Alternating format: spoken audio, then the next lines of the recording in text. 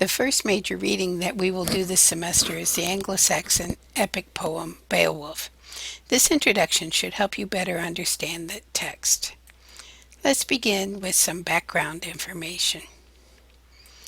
Like Caedmon's hymn, Beowulf is written in the Old English alliterative style. In its original Old English, the poem had the alliteration and caesura that we would expect in Old English literature. Look at Haney's translation. What do you see here, or what do you hear? There with shield chiefs and scourge of many tribes, a wrecker of mead benches, rampaging among foes. This terror of the hall troops had come far. A foundling to start with, he would flourish later on, as his powers waxed and his worth was proved. These are lines 4 through 8 of Haney's translation. So you can see that we have the S alliterating in the first line, the W, it's an R sound, wrecker and rampaging, terror and troops, foundling and flourish, waxed and worth. So Haney is copying this alliterative style of the original text. So this is one of the things that I really like about his translation because it follows that pattern all the way through. And, what a job that must have been to do, and I give him all credit for that. There are many, many translations of Beowulf available, but this is by far my favorite because it was translated by a poet rather than a linguist. Nothing against linguists, but I just think that the poetic form of this is so much better. Seamus Heaney was a modern-day poet who grew up in Northern Ireland and taught at Harvard University before he died in 2013.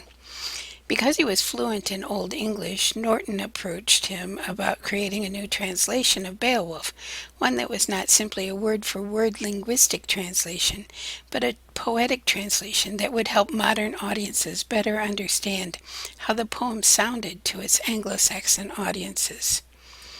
Haney worked several years on the translation, which was first published in the year 2000. The work received mixed reviews by medieval scholars. Some praised it for bringing the Old English poem to life, while others thought that it strayed too far from the original. The detractors even went so far as to rename this version of the poem Haney Wolf. The first word in the poem is what, which means something along the lines of, "Listen up, I'm going to tell you a story." You might think of it as something like once upon a time. Anyway, Haney translates this word as so, which I think is just perfect. You see, my father-in-law was a great storyteller, and whenever he began a tale, he always started out with that word, so. So, have you heard about the jackrabbit and the boxcar? So, one day a man walked into a bar. But whenever I heard that word so, I knew that a story was coming, and I knew to listen up. So maybe that's one of the reasons that I like this translation so much, because it sounds like a modern day storyteller. Another feature of Old English poetry is a two-word metaphor that you'll find sprinkled throughout the texts. One is like in lines 9 through 11. In the end, each clan on the outlying coasts beyond the whale road had to yield to him and began to pay tribute. That was one good king. So the words that I have underlined, whale road, that is the two-word metaphor, and is called a kenning. And a kenning is this two-word metaphor that's designed to make us think about, something else in a different way. So, you think about where whales swim, where they travel. Of course, that would be the sea or the ocean.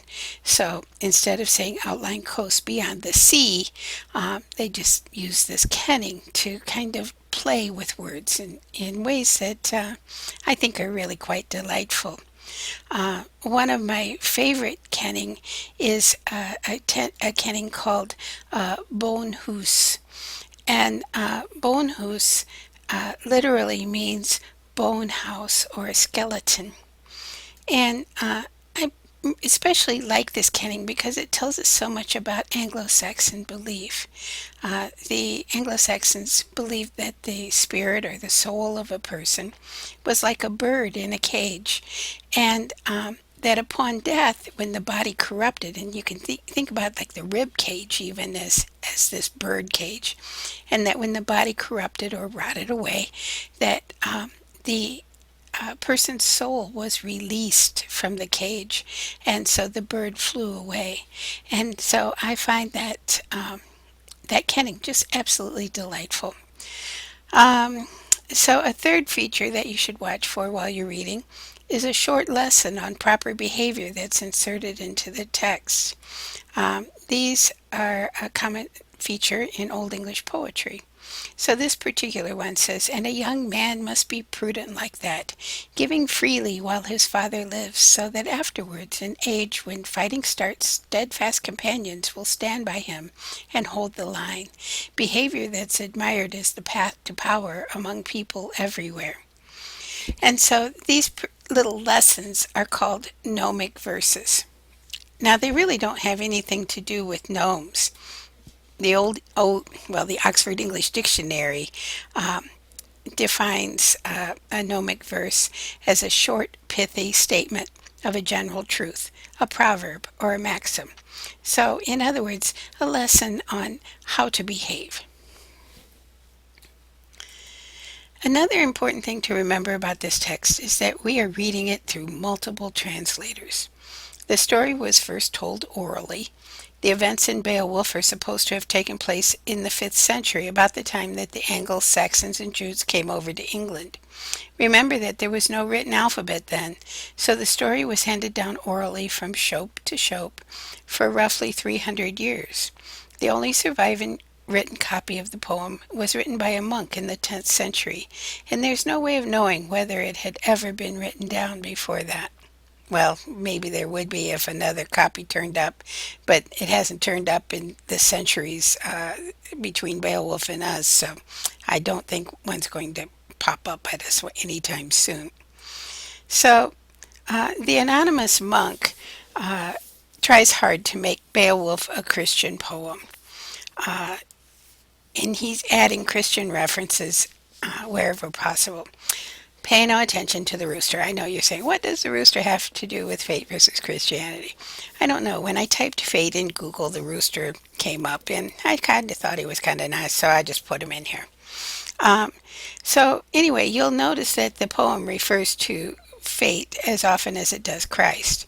Beowulf and his people were around a couple of hundred years before the conversion of the Germanic tribes to Christianity.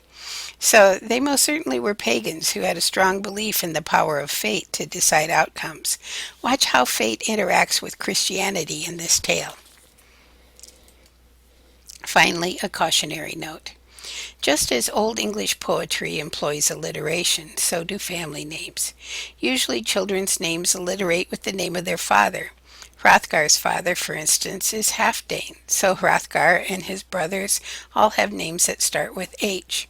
Unfortunately for us, both major family groups in this poem, the Danes and the Geats, have names that start with H. So everybody's name, it seems like, starts with H. I would suggest that you refer to the Beowulf family tree that you'll find in resources and materials in order to keep everyone straight. Another cautionary note applies to the events in the story. In Haney's book, there are side notes next to the text to help you keep track of what is going on. For some reason, Norton didn't include those notes in its anthology. I have typed them out, I know, gosh, it took me a long time, and provided them in this module. Once again, you'll find them in resources and materials. Students tell me that they are very helpful, so you might want to print them out and use them as you read. So once you have viewed this screencast and the one on Anglo-Saxon society, read the first half of Beowulf, lines 1 through 1650, take the quiz, and then watch the lecture screencast. Thank you.